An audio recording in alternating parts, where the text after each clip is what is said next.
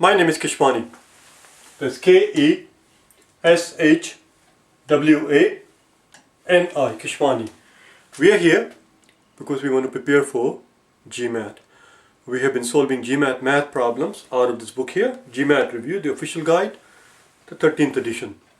If you do not own this book already, purchase one immediately. You're going to need it. The problem that we are about to solve excuse me, is the one that you will find on page number 181. Please turn to page 181, the very first problem in the second column, number 206.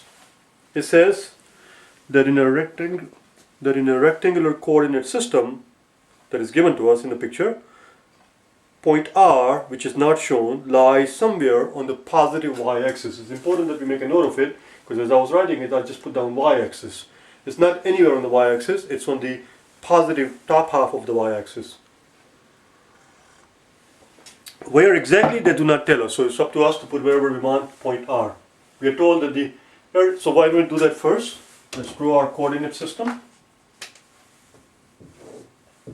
Here's our y-axis, and somewhere on the y-axis we're going to put down point R. Voila.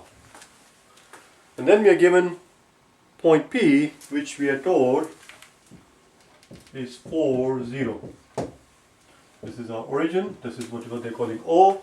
So the area of the triangle OPR, the area of that triangle is 12. Question simply is, what are the coordinates of point R? Well, how does one find the area of a triangle? Area of the triangle,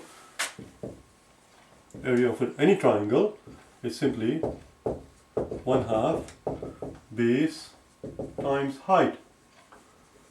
The height here is this part here, from here to here. Let's call it y because it's on the y-axis. And here is our triangle. This is a right angle triangle. Now from O to P we know it's 4. O to P we know it's 4 because we're given the coordinates of point P.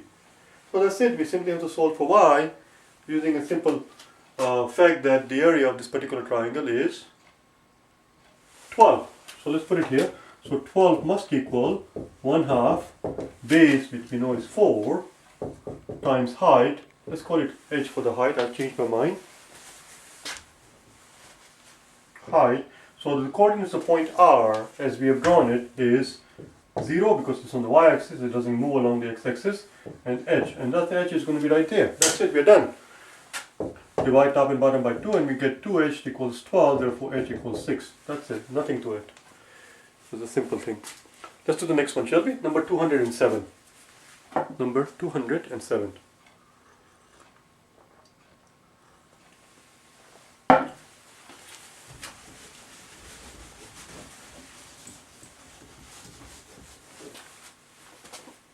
It says car A. We are told that car A is 20 miles behind car B. A is 20 miles behind B. We are told that A is going at 58 miles per hour. We are also told that B is going at 50 miles per hour. And before we do any work, we should realize that the difference between the two is 8 miles per hour. In other words, because of the fact that A is going faster than B, every 1 hour he closes the lead, he closes the gap between the two by 8 miles, because he's going 8 miles faster.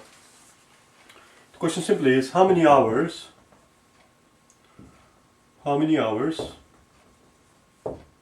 before A catches up with B, and, it's not enough, and drives 8 miles ahead. But that's very straightforward actually. If you know the difference in the speed is 8 miles per hour, so for him to go 8 miles ahead, that alone will require 1 hour. In addition to that, he has to close a gap of 20 miles. How long does it take to go 20 miles if you're going at 8 miles an hour?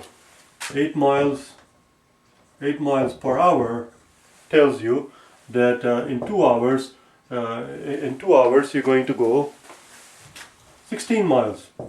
You're going to go 16 miles in 2 hours. You have to go 20 miles. So that's another 4 miles, which is another half an hour. That's all. So look, we have to close the gap of 20 miles. 20 miles is made up of 8 miles, 8 miles and 4 miles.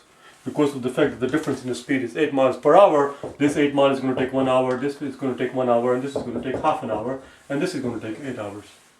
Oh, so 1 hour rather. This 8 miles is the miles that he wants to get ahead.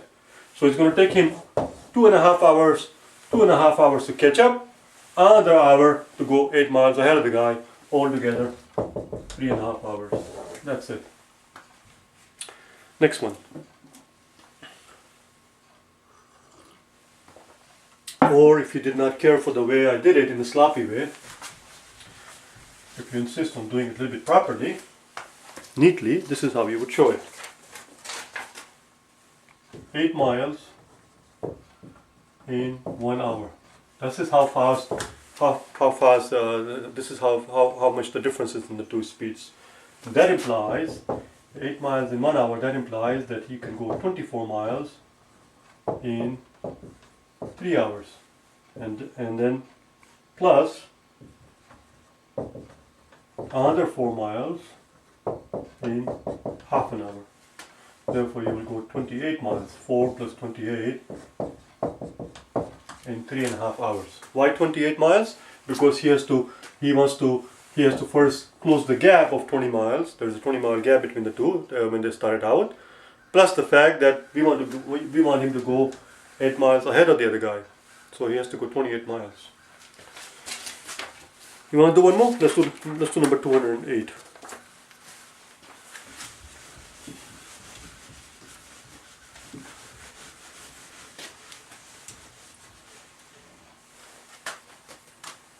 Let's do 208, and that says another 4 miles. That's what this says.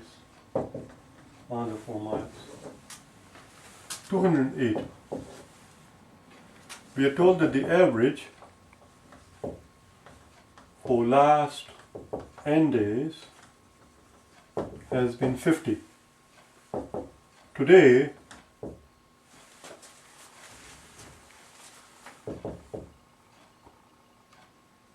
something is not right. I put down today is 50 also. That's not right. That can't be it.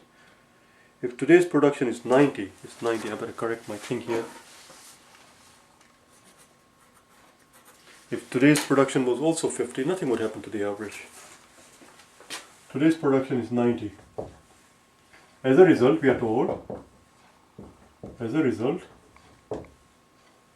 average shoots up to 55. The question simply is, how many days in the past are we talking? So listen, there are two ways you can do this problem, as is the case most of the time in the GMAT. One is the quick and dirty way that I always tell you about, and the other one is the conventional way, the orthodox way, the traditional way, the classical way, the algebraic way. It's up to you what you want to do. Listen, here's what's going on.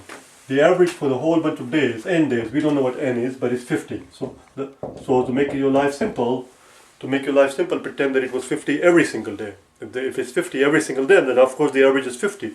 All of a sudden, today it happens to be 90. Today it happens to be 90. It happens to be 90 today. As an average, as a result, the average shoots up to 55. Well, if the average shoots up to 55, then this guy was 55, he was carrying his own weight. 90 minus 55 is 35, which means this 35 extra has to be spread over the previous days. Well, how many days can you spread 35 over the previous days if every day in the past has to be given 5 extra units? Well, 7 days, obviously. That's it. In the past 7 days, you have to give 5 units extra to every single day to bring their average up to 55. So that's 35, plus here you need 55 for today. And that's your 90, that's it. So that's just another way. I mean, I didn't do anything here. I mean, this is not really a work. Again, if you insist on it, if you're hell-bound on it, I will do it the proper way. So this is the classical way. The thing with the classical way is that sometimes it takes a little bit longer. Secondly, you're more likely to make a mistake. Thirdly, if you make a mistake, you will probably end up making one of the four most popular mistakes, and therefore your answer will agree to one of the other answer choices that they give you, and you will never know that you made a mistake. And fourthly, it's kind of boring, it's banal, it's ordinary, it's mundane. Everybody does it that way. There's nothing creative about it to do it in a classical way like you were taught by your algebra teacher. But if you insist, so if we have n days and each day the average is 50, and for those n days I meant the average is 50, therefore their sum is going to be 50 times n. And then today it is 90. So we divide that total by the number of days, which is the n days in the past, and today, which is n plus 1. So now altogether you have n plus 1 day, n for the previous n days, and 1 for today. So altogether you have n days in the past plus 1 day, and then average now happens to be 55. This is the sum of all the days here. That's it, you just solve for n. So 50n plus 90 equals 55n plus 55. Subtract 50n from both sides and you'll end up with 5n equals, subtract 90 from 55 and you'll end up 35. It's the exact same thing. There is no difference obviously. Except there we're doing it in a more systematic manner, if you like. In a more constrained manner, in a more traditional manner. Here we're just going. But that's exactly, I hope you can see the parallel. You see, 90, here's your 90 minus the 55, giving you a difference of 35. That 35 has to be spread over n days, and every day has to get 5 extra units. Therefore, n is going to be 7. That's it. I will see you tomorrow, okay? Bye now.